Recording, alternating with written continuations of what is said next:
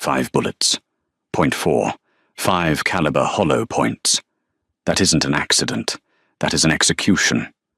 But those bullets weren't meant for the 24-year-old waitress trembling in the emergency room. They were meant for the most feared woman in Chicago, the mother of Dante Russo, the city's Shadow King.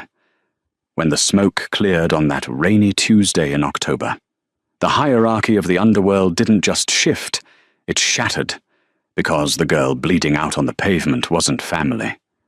She wasn't a soldier. She was a ghost no one had ever noticed, until she made the ultimate sacrifice. This is the true story of Sienna Cole, the girl who stepped in front of a death sentence, and the secret that left even the coldest hitmen in tears. Chicago, October 12th, 2023. The wind off Lake Michigan was biting, the kind that rattles window panes and seeps into the bones of the city. Inside the penthouse suite of the Gregorian Hotel, however, the air was still. It smelled of expensive leather, cigar smoke, and the faint, antiseptic scent of lilies. Sienna Cole adjusted the collar of her uniform. It was stiff, scratching against her neck. She was invisible here. That was the job description. Be present, but absent. She wasn't a maid, exactly, and she wasn't a nurse, though she had the training for the latter. She was a companion for Caterina Russo, a 70-year-old matriarch who was losing her battle with Parkinson's, but had lost none of her venom. "You're shaking the spoon, girl," Caterina snapped, her voice thin, but sharp as cracked glass. Sienna didn't flinch.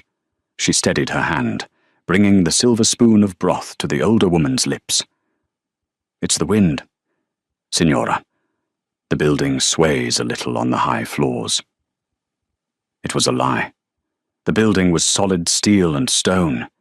Sienna was shaking because Dante was in the room. Dante Russo stood by the floor-to-ceiling window, his back to them. He was a man who seemed to absorb the light around him. Tall, broad-shouldered, tailored in a charcoal suit that cost more than Sienna would earn in a decade. He was on the phone, speaking in low, rapid Italian. Sienna didn't speak the language, but she understood the tone. It was the tone of a man ordering an airstrike. He hung up and turned around. His eyes were the color of cold brew coffee, dark, alert, and entirely devoid of warmth. He didn't look at Sienna. He rarely did. To him, she was furniture, a utility. "Mother," Dante said, walking over to the bedside. "We are moving you to the estate tonight. The city isn't safe." Caterina pushed the spoon away, splattering broth on Sienna's white apron. Sienna immediately dabbed it with a napkin, her movements precise and practiced. "I am not leaving my home because a few Bratva dogs are barking," Caterina hissed. "Your father built this city, and I am trying to keep you alive in it," Dante replied, his voice flat. He finally glanced at Sienna. It was a cursory check, like looking at a clock on the wall. "Pack her things. We leave at 1800 hours. Sharp." "Yes. Mr. Russo," Sienna whispered. As Dante walked out, the heavy oak door clicking shut behind him, Sienna felt the air return to the room. She had been working for the Russo family for 6 months. She needed the money her younger brother, Toby, was in a specialized facility for addiction recovery in Wisconsin, and the bills were astronomical. The agency had placed her here because she was discreet. She had no social media, no boyfriend, no criminal record. She was a blank slate, but she wasn't blind. She knew who Dante Russo was. The papers called him a businessman. The streets called him Il Macellaio the Butcher. He ran the shipping yards, the unions, and the high-stakes poker rings. He was a monster in a silk tie. Yet, there were moments, late at night, when Caterina was asleep. Sienna had seen Dante sitting by his mother's bed, simply holding her hand, his face buried in her palm. He looked exhausted then, human. It was those moments that terrified Sienna more than the guns she knew his bodyguards carried. It's easy to hate a monster. It's dangerous to understand a man. The afternoon passed in a blur of packing. The tension in the penthouse was palpable. Security detail increased. Large men with earpieces, men named Rocco and Sal, paced the hallways. They checked the elevators. They checked the vents. "They're nervous," Katerina muttered, as Sienna folded her silk scarves. The old woman was sitting in her wheelchair, staring at the grey skyline. "Dante is nervous. He thinks I don't see it." "He loves you, Signora," Sienna said softly. Katerina scoffed, but her eyes softened. "Love is a weakness in our world, child. It's a target painted on your back." She looked at Sienna, really looked at her, for the first time in weeks. "You have no one. Do you no husband, no children, no mom?" "Good," Katerina said, her voice dropping to a whisper. "Attachments get you killed." At 5:45 p.m., the convoy was ready. 3 black SUVs idled in the underground garage. The plan was standard. Dante in the lead car, Katerina and Sienna in the middle, the precious cargo, and a heavy security detail in the rear. They took the private service elevator down. The garage was cold, smelling of gasoline and damp concrete. Dante was waiting by the middle SUV, holding the door open. He looked tense, his jaw tight. "Get her in. Quickly," he commanded. Sienna maneuvered the wheelchair, helping Katerina into the back seat. As she buckled the old woman in, Dante's hand brushed Sienna's arm. It was accidental, electric. He pulled back as if burned. "Sit on the other side," he ordered Sienna. "Keep her head down if I say down." "I understand," Sienna said. She climbed in. The door slammed shut with the finality of a coffin lid. As the convoy rolled out of the garage and into the rainy Chicago evening, Sienna watched the raindrops streak across the bulletproof glass. She had a bad feeling, a knot in her stomach that felt like swallowed lead. She looked at Katerina. The old woman was clutching a rosary, her knuckles white. "It's okay," Sienna lied, reaching out to cover Katerina's trembling hand with her own. "We'll be at the estate in an hour." They turned onto Wacker Drive. The city lights blurred into streaks of gold and red. Sienna didn't know it then, but she would never make it to the estate. And the rosary in Katerina's hand would be the only thing that didn't end up covered in blood. The ambush didn't happen on the highway. That would have been too predictable. And Dante Russo didn't make mistakes with routes. It happened at a choke point, a construction zone on a narrow one-way street near the river, where the convoy was forced to slow to a crawl. It was 6:12 p.m. Sienna was looking out the window at a homeless man pushing a cart when the world exploded. The lead SUV, the one Dante was in, hit a pressure plate mine concealed under a steel road plate. The explosion was deafening, a concussive wave that lifted the heavy armored vehicle 3 feet into the air before slamming it down on its side. "Dante!" Katerina screamed, a sound so raw it tore at Sienna's heart. "Stay down!" Sienna shouted, unbuckling her seatbelt and throwing herself over the old woman's lap. Chaos erupted. The rear SUV was rammed by a garbage truck that swerved out of an alley, pinning the security team against the concrete barrier. Then came the gunfire. It was rhythmic, precise. Automatic rifles. The sound of bullets hammering against the bulletproof glass of their SUV was like hail on a tin roof. Thwack, thwack, thwack. Spiderwebs of white cracks appeared on the windows, but they held. "Driver, get us out of here," Sienna yelled at the front, but the driver, a man named Enzo, was slumped over the wheel. A single high-caliber round had punched through the windshield's weak point, the seam near the frame. He was gone. They were sitting ducks, Sienna looked up. Through the cracked window, she saw figures emerging from the shadows of the construction site. They wore tactical gear, faces obscured by balaclavas. They weren't moving like street thugs. They moved like a SWAT team. They were coming for the door. Katerina's door. Sienna's mind went blank. Fear, usually a paralyzing cold, turned into a strange, white-hot clarity. She looked at Katerina. The woman who had scolded her for shaking a spoon was now a sobbing mess, calling out for her son, Dante. Sienna glanced at the overturned lead vehicle. Smoke was pouring from the hood. The driver's side door was kicked open. Dante crawled out. He was bleeding from a gash on his forehead, his suit torn, but he was moving. He had a handgun drawn.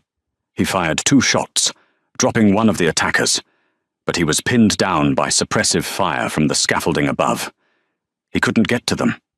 He was 30 feet away, screaming something Sienna couldn't hear over the roar of gunfire. His eyes locked on his mother's car. He looked helpless. For the first time, the King of Chicago looked utterly helpless. The handle of their SUV turned. The lock disengaged.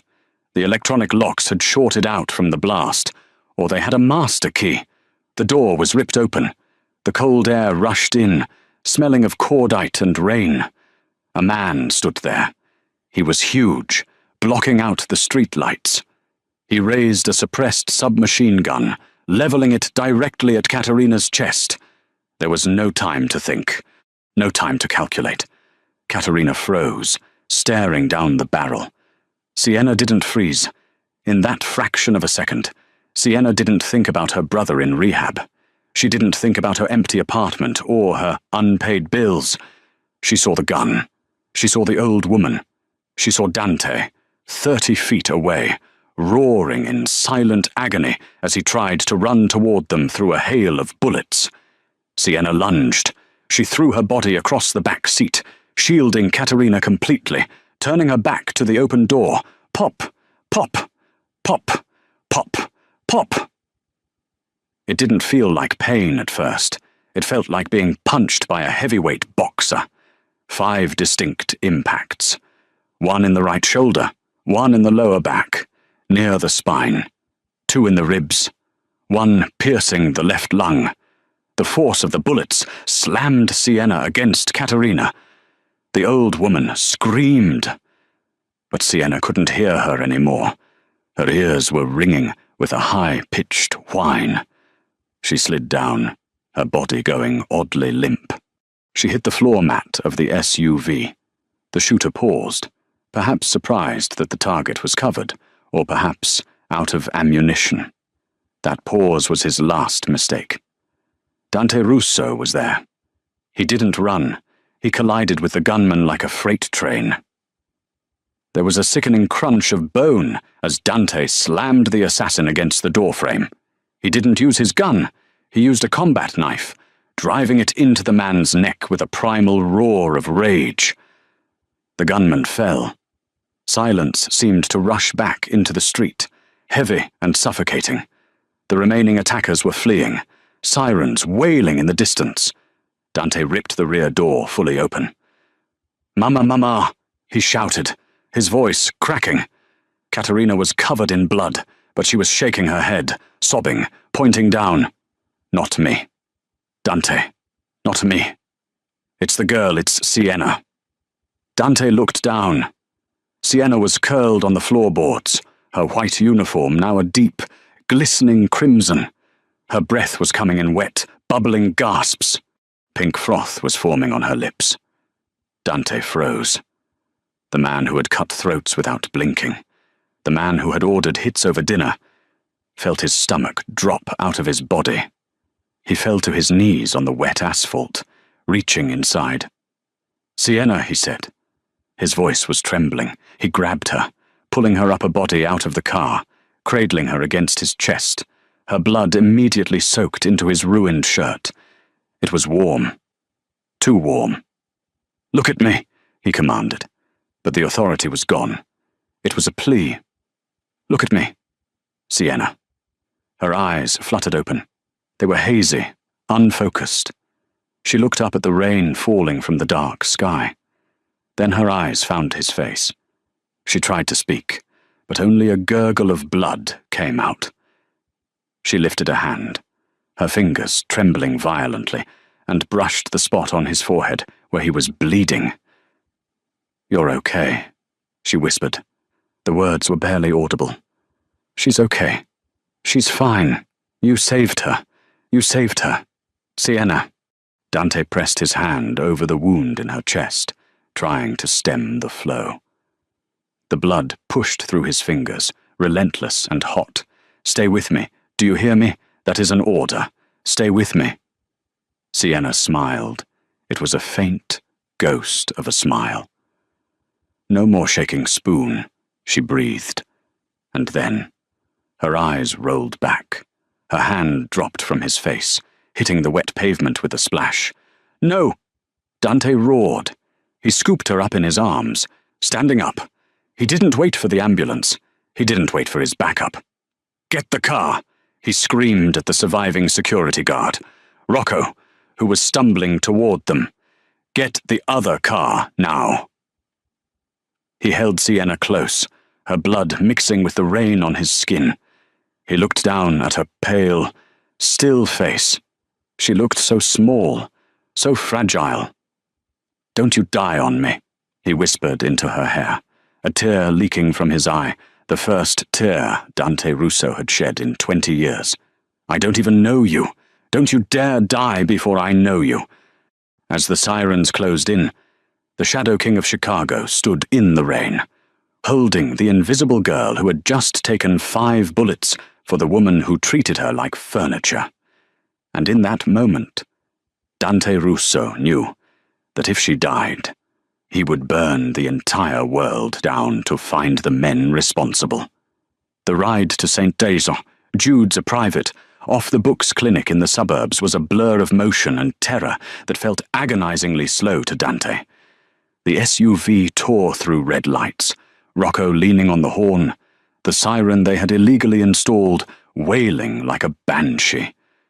In the back seat, Dante Russo was no longer the Shadow King. He was a tourniquet. He had ripped off his expensive silk tie and bound it tightly around Sienna's upper thigh where a ricochet had grazed an artery. But the chest wounds were a nightmare. Every time the car hit a bump, Sienna made a small, wet sound that sounded like a drowning kitten. It made Dante's blood run cold. "Stay with me," he growled, his hand pressed over the worst of the holes, just below her heart.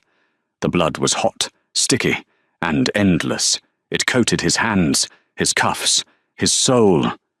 "Rocco, if you don't get us there in 3 minutes, I will put a bullet in your head myself." "We're here! Boss! We're here!" Rocco screamed, drifting the heavy SUV into the ambulance bay of the clinic. The doors flew open before the car even stopped. Dr. Aris, a Greek surgeon who had patched up more Russo soldiers than he could count, was waiting with a gurney and a team of 4 nurses. They knew the protocol. No questions, no police, just save the life. Dante didn't wait for them to lift her. He carried her out, placing her onto the stretcher himself, her head lolled back, her skin the color of ash. She looked dead.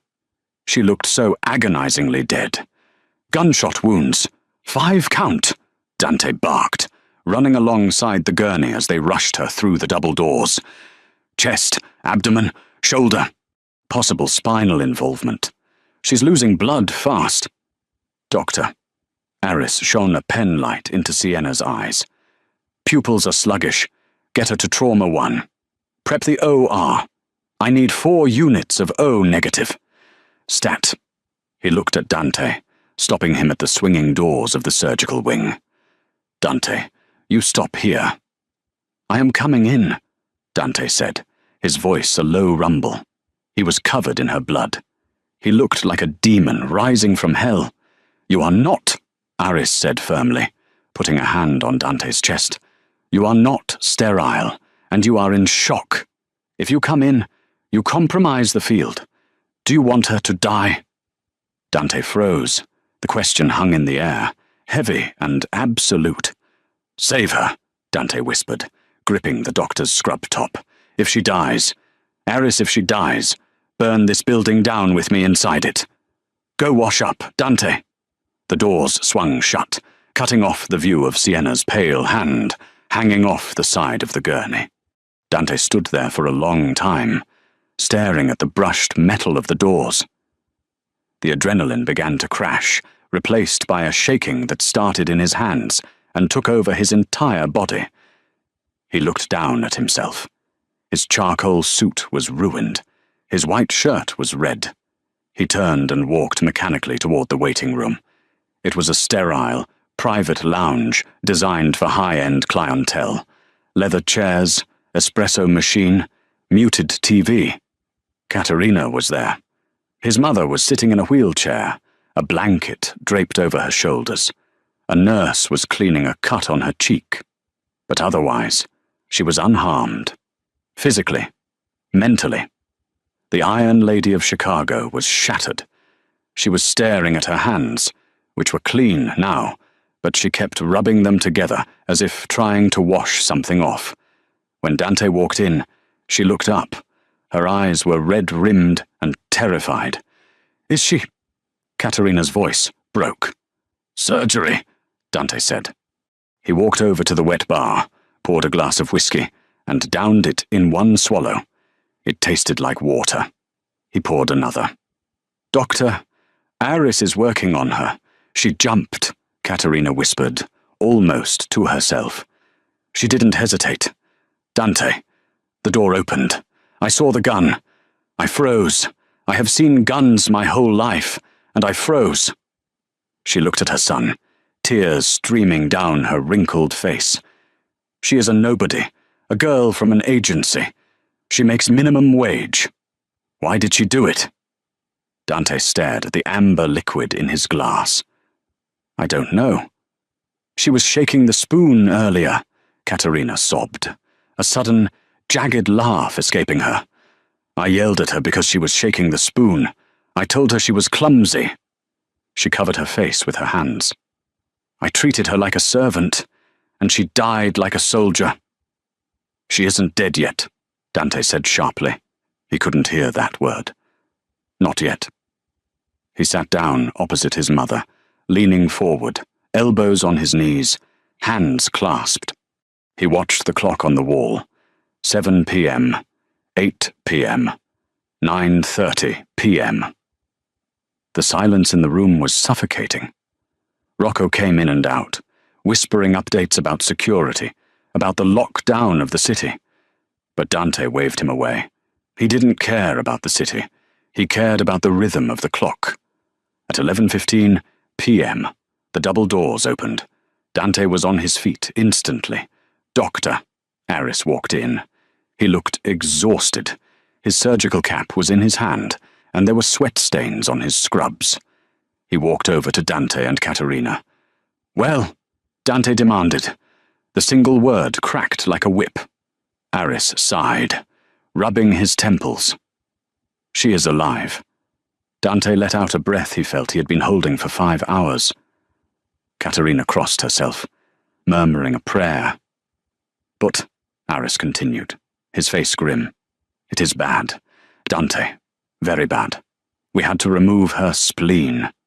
She lost a kidney. One bullet collapsed her left lung, and another grazed the L4 vertebrae. She has lost a massive amount of blood. Her heart stopped twice on the table. Dante flinched. Twice. We revived her, Aris said. She is in a medically induced coma to let her body heal. The next 48 hours are critical. Infection, organ failure. Clotting, the list of risks is long. If she wakes up, there is a chance she may never walk again. She will walk, Dante said, a dark refusal in his tone. She will walk if I have to build her legs of gold. We do what we can, Aris said. She is in ICU. You can see her, but only for a moment. Dante nodded. He turned to Rocco. take my mother to the estate. Triple the guard. No one in or out. Put the compound on lockdown. Dante, come with us, Katerina pleaded. It's not safe here. I am staying, Dante said. Dante. Go, mother. He waited until they left. Then he walked down the hallway to the ICU, room 4. The room was dim, lit only by the blinking lights of the monitors. The sound was rhythmic, the whoosh hiss of the ventilator, the steady beep, beep, beep of the heart monitor. Dante stepped inside and closed the door. Sienna looked tiny in the hospital bed. She was hooked up to a dozen tubes. Her face was swollen, a tube down her throat breathing for her. Her chest, wrapped in thick bandages, rose and fell mechanically. Her skin was so translucent he could see the blue veins beneath it. She didn't look like the girl who had blended into the background of his penthouse. She looked like a broken angel. Dante approached the bed slowly, as if she were made of glass. He reached out and touched her hand. It was cold, limp. He pulled a chair up to the bedside and sat down. He, the man who terrified seasoned criminals, felt a lump form in his throat. You foolish girl, he whispered to the silence. Why? Why take a bullet for a name that isn't yours? He looked at her face, studying the curve of her jaw, the dark lashes against her pale cheek. He realized he didn't even know the color of her eyes. Brown hazel. He noticed her hands. They were rough, not the soft, manicured hands of the women he usually dated. These were working hands, calloused fingertips, short nails, a small burn scar on the thumb. I don't know who you are. Sienna Cole, Dante said, his voice low and dangerous, a promise made to the universe. But you are under my protection now, and the men who did this to you. He gently squeezed her cold fingers. They are going to wish they had died in that car. Dante didn't sleep. He sat there, holding her hand, watching the monitor, waiting for the sun to rise on a city that was about to bleed. Morning broke over Chicago, grey and dismal, matching the mood inside the Russo stronghold. But Dante wasn't at the stronghold. He was still at the clinic, shaving in the small bathroom of Sienna's recovery room. He had had fresh clothes brought to him, a black tactical suit, more fitting for war than a boardroom. Sienna hadn't moved. The machines kept breathing for her. At 8:00 a.m., Rocco entered the room. He looked nervous. Boss, we got something. Dante wiped the remaining shaving cream from his jaw. He looked at his reflection. His eyes were hard, the golden flecks in the brown buried under layers of ice. Talk. We found the driver of the garbage truck. He bailed before the shooting started, tried to hide in a motel in Gary, Indiana. Our boys picked him up an hour ago. Is he at the warehouse? Yes, sir. He's eager to talk, especially after Sal introduced him to the bolt cutters. Dante nodded. He walked out of the bathroom and went to Sienna's bedside. He leaned down, close to her ear. I have to go, he whispered. I have to go handle business, but I will be back. Fight, Sienna. You fight. He left 2 armed guards at her door, men he trusted with his life, and exited the clinic. The warehouse was a soundproofed meatpacking facility in the meatpacking district, a relic of the old days. It smelled of bleach and iron.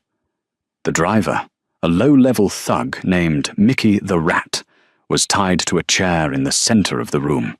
He was already in bad shape. His face was swollen, and he was weeping. Dante walked in. He didn't yell. He didn't pick up a weapon. He simply pulled up a metal chair and sat directly in front of Mickey. He crossed his legs and adjusted his cuffs. Mickey, Dante said softly. The man flinched as if struck. Mr. Russo, I swear to God, I didn't know it was your mother. They just told me to block the convoy. They said it was a heist. Who are they? Dante asked. I don't know names. It was a text, an encrypted app. They paid in crypto. Dante sighed. He stood up and walked to a table where a variety of tools were laid out. He picked up a heavy wrench, weighing it in his hand. Mickey, you blocked my mother's car. You trapped her. And a girl, an innocent girl, is currently breathing through a tube because of you. Dante turned, his face void of emotion. You are going to tell me something better than it was an app. It was the Irishman's crew, Mickey screamed, straining against the ropes.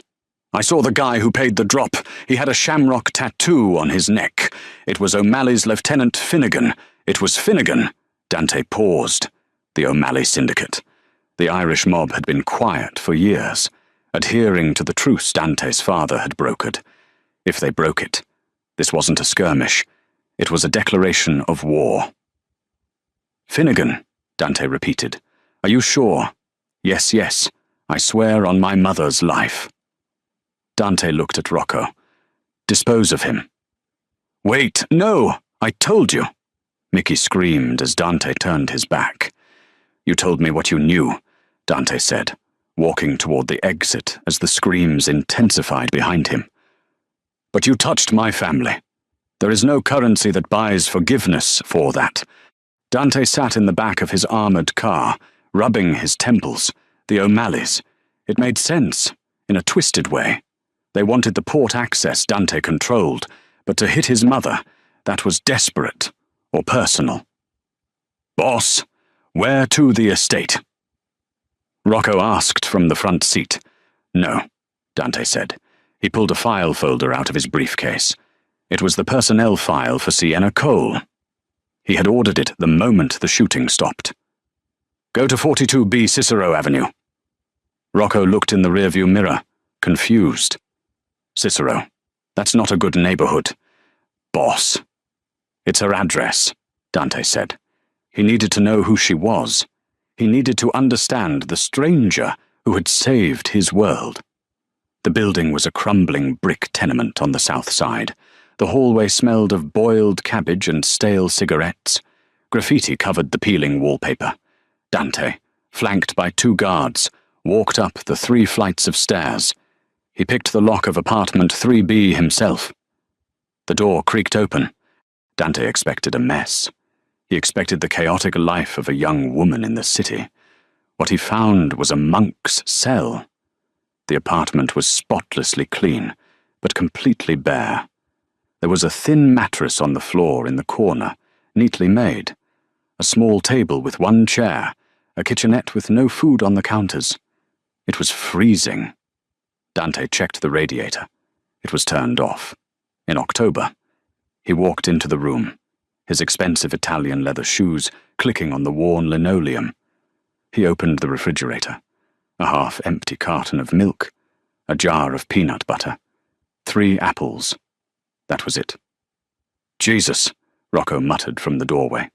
She was living like this. Dante felt a strange twisting in his gut.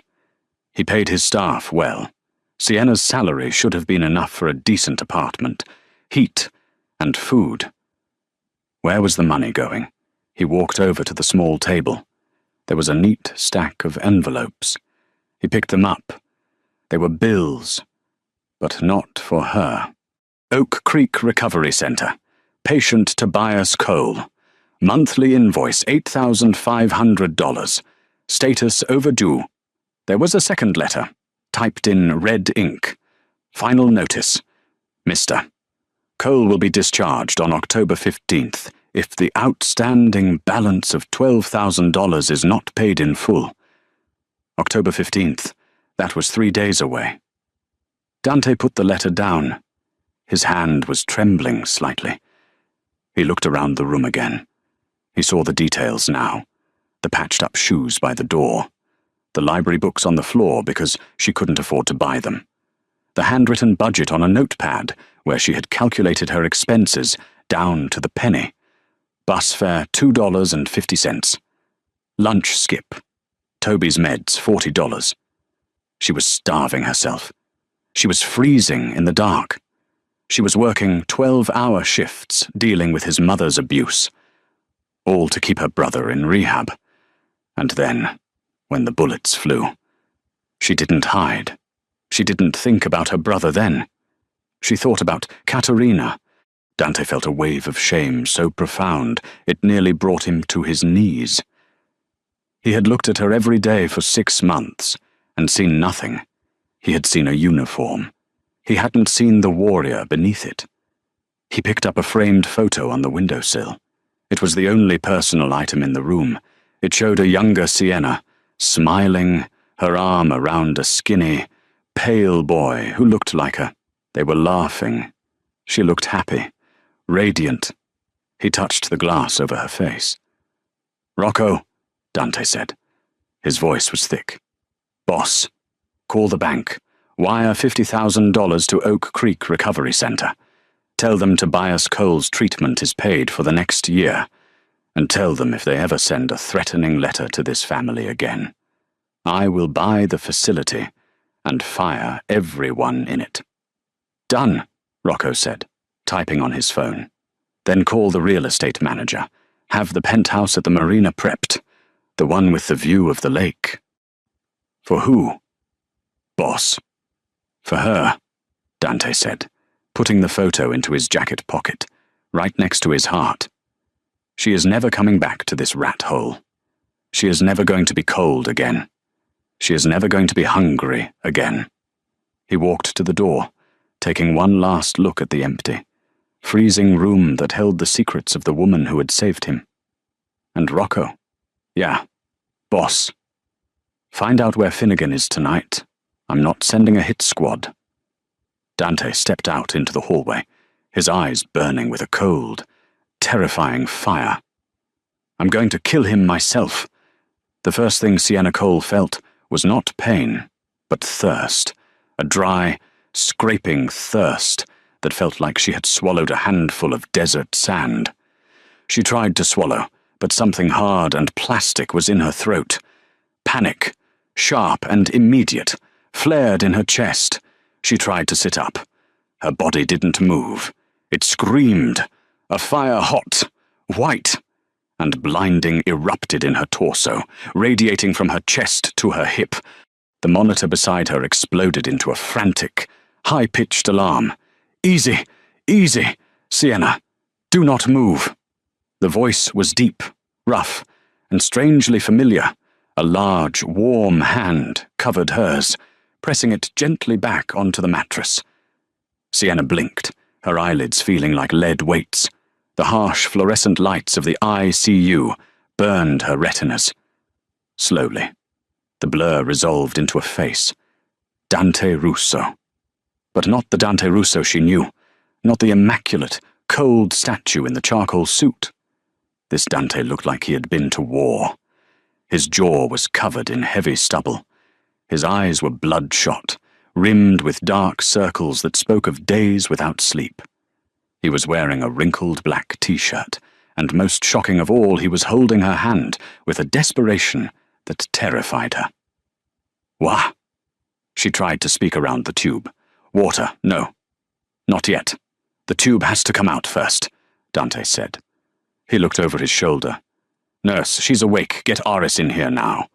The next hour was a haze of doctors, bright lights, and the sickening sensation of the extubation. When the tube finally slid out, Sienna retched, her abdominal muscles contracting in agony. Dante was there instantly, supporting her head, wiping her mouth with a cool cloth. "Breathe," he commanded softly. "Just breathe." When the room finally cleared, leaving only the rhythmic beep-beep of the heart monitor, Sienna slumped back against the pillows. She felt hollowed out, broken. She turned her head slowly to look at him. He was sitting in a plastic chair pulled right up to the bed rails, his elbows on his knees, his hands clasped tight. "Mrs. Russo," Sienna whispered. Her voice was a ruin, a rasp of sandpaper. Dante closed his eyes for a second, a muscle in his jaw jumping. "She's at the estate. She's safe. Not a scratch on her." Sienna let out a breath, her eyes fluttering shut. Good. That's good. Good. Dante's voice rose, cracking slightly. You took 5 bullets. Sienna, you lost your spleen. A kidney. You died on that table twice. And your first question is about the woman who yelled at you for shaking a spoon. Sienna opened her eyes. She saw the anger in his face, but she realized with a jolt that it wasn't directed at her. It was fear. Pure, unadulterated fear, masked as rage. It was my job, she whispered. No, Dante growled, leaning in close, his dark eyes boring into hers.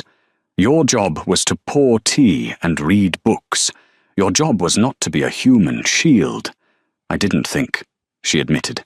I just saw the gun. You saved her life, Dante said, his voice dropping to a reverence she had never heard before. You saved my mother. You saved the only thing in this world I care about. He paused, looking down at her battered hand. Until now. Sienna's heart skipped a beat, the monitor speeding up in betrayal. Beep, beep, beep. My brother, she rasped, panic suddenly gripping her again. Toby. The facility.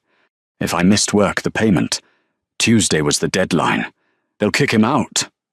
She tried to push herself up, ignoring the agony. I have to call them. I have to. Sienna, stop, Dante said firmly, putting his hands on her shoulders. It's handled. She froze. What? Toby is fine. The facility is paid for. I have some savings, she stammered, confused. I can transfer. Paid in full. Sienna. Dante cut her off. For the next 5 years, including his therapy, his housing, and his college tuition when he gets out. Sienna stared at him, her mouth slightly open. 5 years. That's thousands of dollars. I can't pay you back. I make $18 an hour. Dante let out a humorless laugh, shaking his head. You think I want your money? You bought that with your blood. Sienna, you bought his future with your life. He reached into his pocket and pulled out her phone. The screen was cracked. I went to your apartment, he said quietly. Sienna felt a cold flush of shame. He had seen it. The emptiness. The poverty she tried so hard to hide. The radiator that didn't work. The peanut butter jar. I'm sorry it's a mess, she whispered, tears pricking her eyes. I didn't have time to tidy up. Don't apologize, Dante said fiercely. Never apologize to me. I saw the letters. I saw what you were doing. You were starving yourself for him. He took her hand again, squeezing it gently. That life is over. Do you hear me? You are never going back to that apartment. You are never going to be cold again. I don't understand, she said, a tear sliding down her cheek. Why are you here? You're Dante Russo. I'm just the help. Dante stood up. He towered over the bed, blocking out the harsh lights, casting a shadow that felt strangely protective. You are not the help, he said. You are the woman who walked through fire for my family when my own men ran. You are a Russo now, Sienna, and Russos take care of their own. Before she could respond, the door opened. A nurse wheeled Katerina in. The old woman looked smaller than Sienna remembered. Frail. When she saw Sienna awake, she let out a sob that sounded like a child's cry. She tried to stand up from her wheelchair, her legs shaking. Mama, sit down, Dante warned. Hush, Dante, Katerina snapped, though her voice lacked its usual venom. She wheeled herself to the bedside. She reached out with trembling hands and cupped Sienna's face. I am a wicked old woman, Katerina wept, tears streaming into the deep lines of her face. I treated you like a ghost, and you gave me a life. Signora, please, Sienna whispered, overwhelmed. No more Signora, Katerina said, kissing Sienna's forehead. You call me Katerina.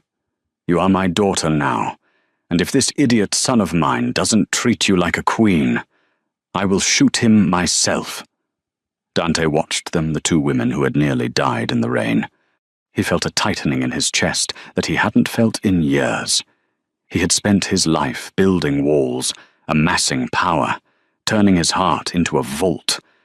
And one girl, with zero power and a heart too big for her chest, had shattered it all in 5 seconds.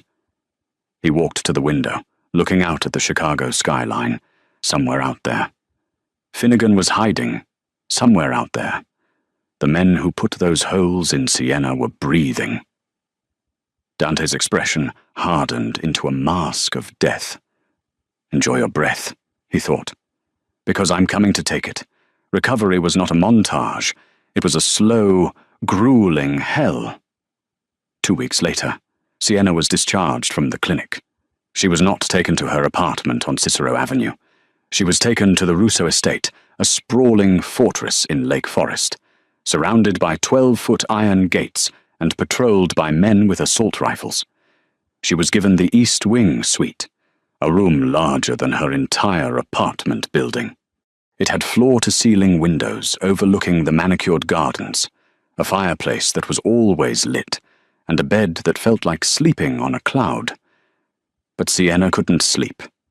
Every time she closed her eyes, she heard the pop, pop, pop of the gunfire.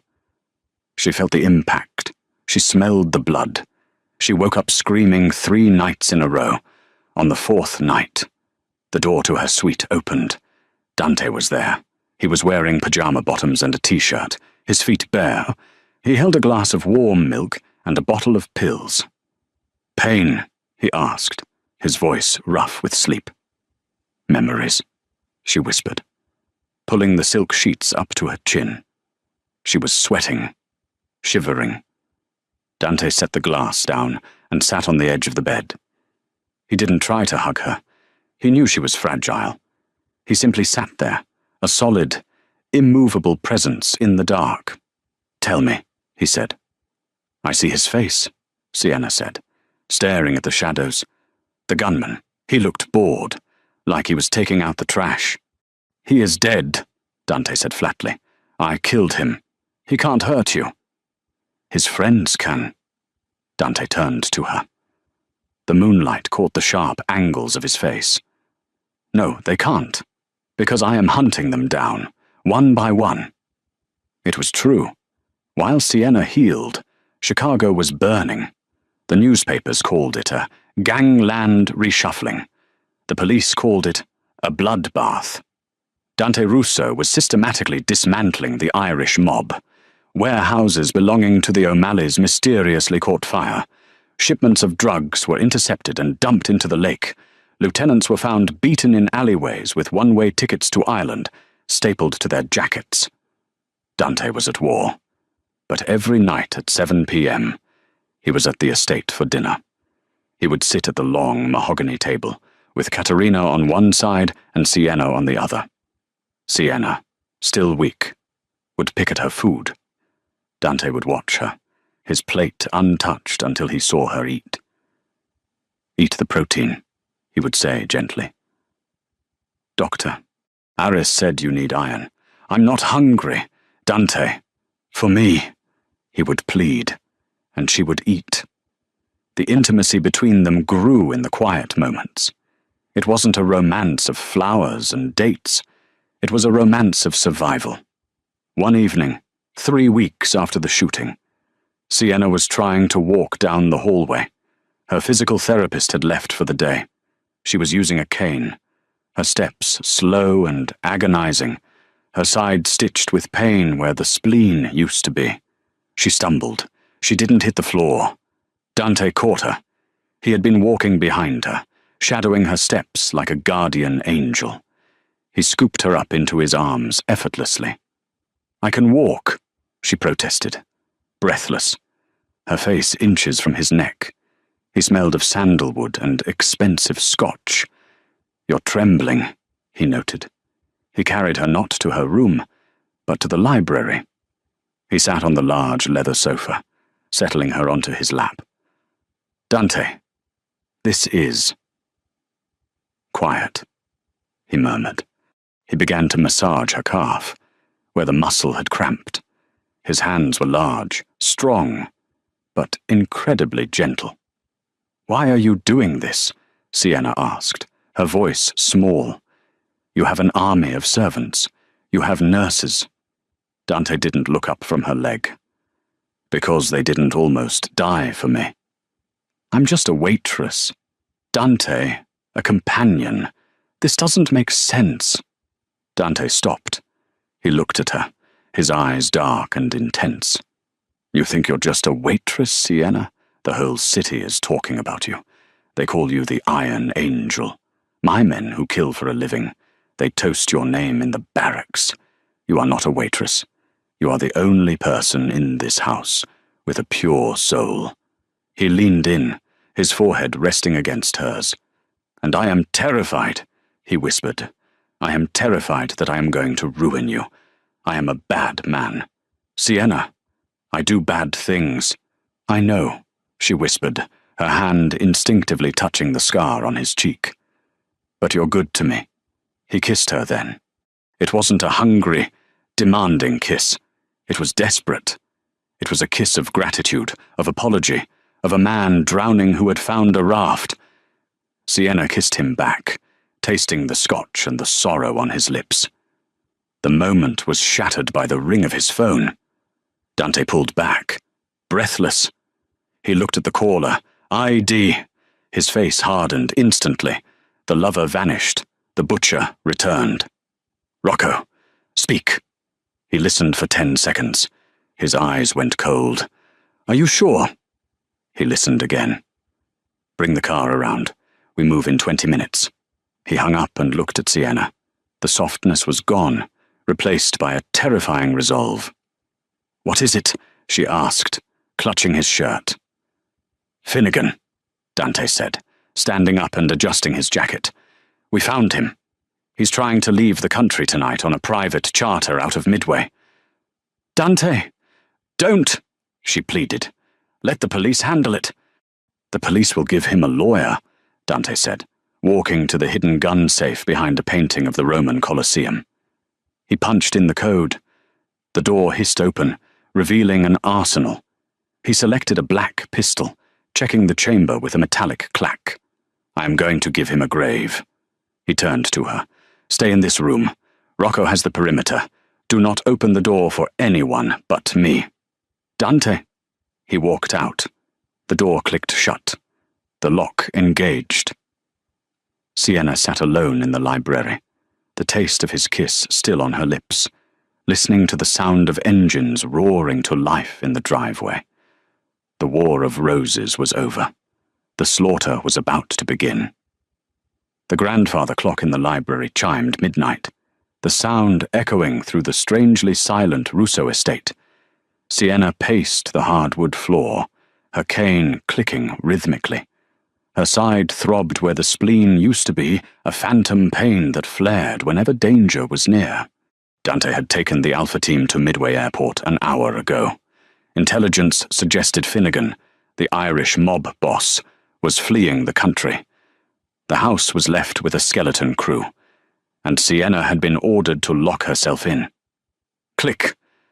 The sound came from the service entrance. It was soft, almost imperceptible. The alarm didn't chime. Sienna froze. Only family had the bypass codes.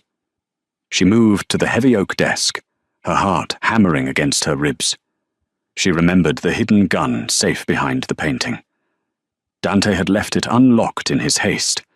Her hands shook as she pulled out the heavy snub-nose revolver. She had never fired a gun, but she gripped it with both hands, aiming at the library door. The handle turned. The lock, engaged only moments ago, was picked in seconds. The door swung open. It wasn't a hitman in a mask. It was Carlo Russo, Dante's cousin, the man who managed the family's legitimate finances, the man who had brought Sienna tea just yesterday. Carlo, she whispered, the betrayal hitting her harder than a bullet. Carlo smiled, closing the door behind him. He held a silenced pistol loosely at his side. "Hello. Sienna. You really should be in bed. Recovery takes rest." "You bypassing the alarm?" she asked, her voice trembling. "Why?" "Because the airport is a decoy," Carlo said, stepping closer. "Finnegan isn't at Midway. I sent Dante there to chase a ghost while I clean up the loose ends here. You see, the Irish didn't want a war. I did. I leak the route. Dante dies. I take the throne. Simple." He raised his gun. "Dante is a relic. He rules with honor. I will rule with profit." "He'll kill you," Sienna warned, backing against the desk. "He has to catch me first." Carlo laughed. "Say goodbye. Waitress." Sienna didn't hesitate. She squeezed the trigger. Bang! The recoil nearly broke her wrist. The shot went wide, shattering a vase on the mantel. Carlo flinched, then sneered, leveling his weapon at her chest. But before he could fire, the heavy velvet curtains behind him exploded inward. Glass shattered as a dark figure swung through the terrace window, colliding with Carlo like a freight train. It was Dante. He hadn't gone to the airport. Carlo screamed as Dante pinned him to the floor, knocking the gun away. "Dante, we're blood." "You are not blood," Dante roared, his hands wrapping around his cousin's throat. His face was a mask of biblical wrath. "You are a cancer." Sienna watched, paralyzed, as the King of Chicago extinguished the threat.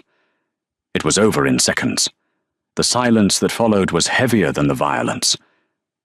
Dante stood up, straightening his suit. He looked at the body, then at Sienna. He saw the gun in her hand and the terror in her eyes. He walked over, gently prying the weapon from her fingers. "I thought you were at the airport," she sobbed, collapsing into him. "I knew," Dante whispered into her hair, holding her so tight she could feel his heart racing. "I knew it was him. The airport was a trap for him, not me. I was waiting on the terrace. I just needed him to show his hand." He kissed her forehead, his voice breaking. "I would never leave you unprotected. Never." 1 year later, the wind off Lake Michigan was biting, but inside the new penthouse overlooking Navy Pier, the air was warm. Sienna stood before the floor-to-ceiling mirror. The angry red scars on her torso had faded to silvery lines. She traced them absently. "Stop staring at them," a deep voice rumbled. Dante walked up behind her, wrapping his arms around her waist. He kissed the scar on her shoulder. "They are proof that you are stronger than me." "I'm not," Sienna smiled, leaning back against him. "You are," he insisted. "You turned a butcher into a husband." Life had changed. The war was over. The Russo Empire now ran with a quiet, lethal efficiency. But the chaos was gone. Toby was a sophomore at Northwestern, studying engineering on a scholarship Dante had set up.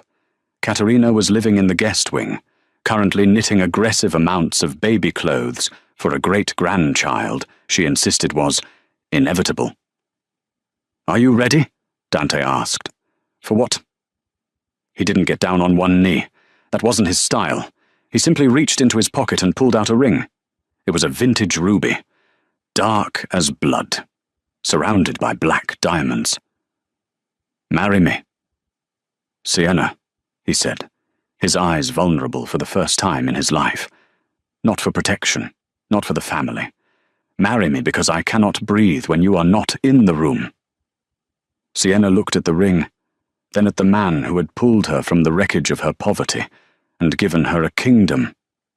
"Yes," she whispered, turning to kiss him. "Always yes."